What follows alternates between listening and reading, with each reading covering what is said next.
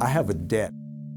I don't feel I've sacrificed anything. You have to be willing to lose it all in order to produce any change. What did it mean to you to be placed in that position, to be appointed by the governor? It's an honor to have spent 30 years in prison and be seen as one of the worst. To be able to have an opportunity to serve the public, it's just an extraordinary opportunity that I was given. What happened that sent you to prison? I ran away from home and was living in High Point. It was a housing project. We used to sell drugs with adults in front of a corner store. They didn't want us out there selling drugs. Rightly so. The testimony of a clerk in the store had sent Jeremiah's brother to prison for armed robbery. My brother had lashed out in an incident prior, and when those victims went to receive justice, I lashed out hours later and killed one and wounded another. JJ was sentenced to life without chance of parole. You notice I have no watch, and one of the reasons for that is I try not to think about time. You spent 3 decades in prison. Not everyone has the same experience as you, where they're going to come out, get a law degree, work for the governor's office. What was going on with you and your life and sort of your dreams for yourself that led you on this path? I spent approximately 7 years in solitary. During one of those instances, my neighbor had committed suicide. He was also a juvenile lifer. I realized if I didn't find a positive way to live, I would end up just like him. And for me, the thing to hang on to was education. Did you think the day would ever come that you would get out? No. Not until I was confined about 20 years did I truly believe that I would get out.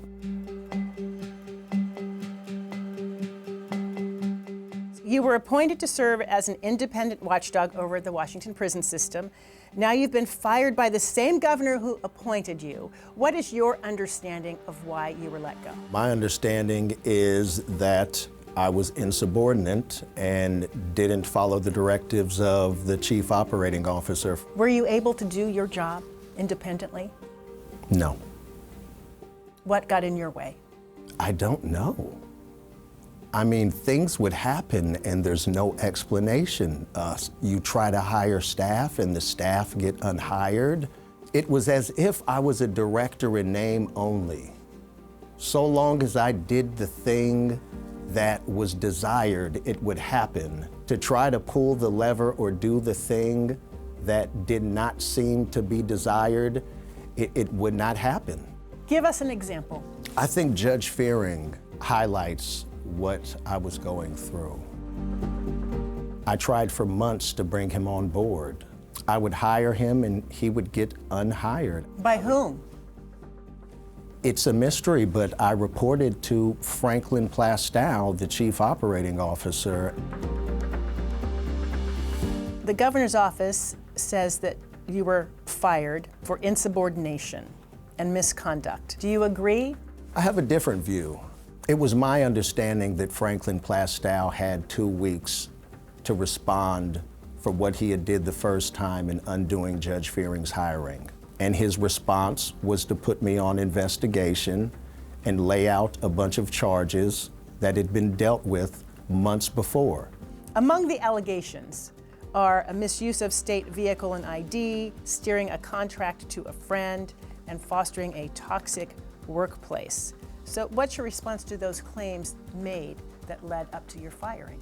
From the perspective of anyone who doesn't believe the office should be neutral and independent and they worked there, it probably felt toxic to them because I was insisting on fulfilling the legislature's intent.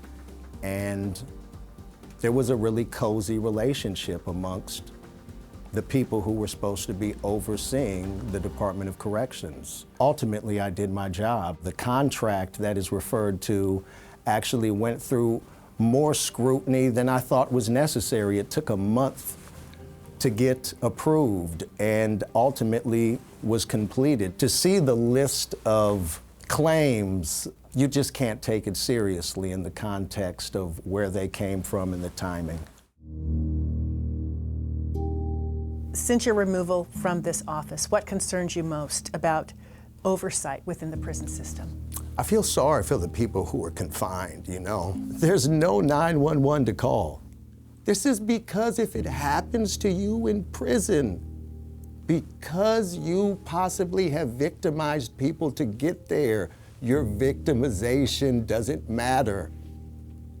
That's a broken system. It's a broken system. I'm shocked at how little people care for the lives of incarcerated people. I really am. Is that what you were trying to do?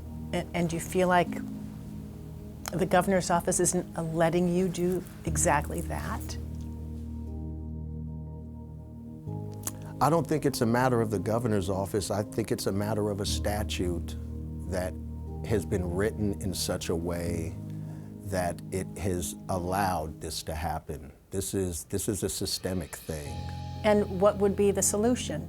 To amend the statute when it's up for revision next year and remove it from the office of the governor. Let's start by amending this statute so that whoever is director of the OCO can fulfill the legislature's intent. I feel from you gratitude and heartbreak at the same time. Is that accurate? It is. I mean, the fact that I was appointed to this position, I'm grateful. It is humbling in spite of it all. Change is real. People change, and there are countless other people who are confined right now who could be contributing to society like I am. Countless people told me, you cannot affect no change from a position like that. You still have to try. I tried. And even then, it might all stay the same. You can't have no concern about your outcome. We reached out to the governor's office, which confirmed a formal ethics complaint against Bourgeois. In a statement, a spokesperson said, in part, numerous concerns were raised by employees regarding problematic behavior by Mr. Bourgeois, resulting in formal complaints to Human Resources. Went on to say when Mr. Bourgeois made it clear he refused to comply with home assignment and would continue to interact with staff, we were forced to separate Mr. Bourgeois.